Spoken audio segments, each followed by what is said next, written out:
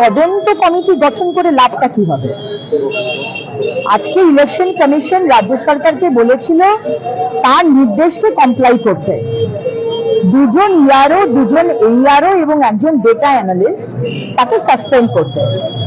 আপনি সাসপেন্ড করলেন না, আপনি রাজ্য সরকার, আপনি তদন্ত কমিটি গঠন করলেন। আরে আপনি সাসপেন্ড করবেন কিভাবে মমতা বন্দ্যোপাধ্যায়? দুর্নীতিটা যে করিয়েছে, নামগুলো যে ঢুকিয়েছে এই ইআরওরা, লগ ইন পাসওয়ার্ডটা শেয়ার করেছে, এ তো আপনারা করেছে। তো আপনি যাদেরকে দিয়ে করাচ্ছেন আপনি তাদেরকে সাসপেন্ড করাবেন কি করে? আপনি তো চাপে পড়ে যাবেন, কমপ্লিট আইওয়াশ। আজকে ইলেকশন কমিশনের কাছে আমাদের আর্জি একটা স্ট্রিক্ট পানিশমেন্ট দেওয়া হোক, স্ট্রিক্ট পানিশমেন্ট।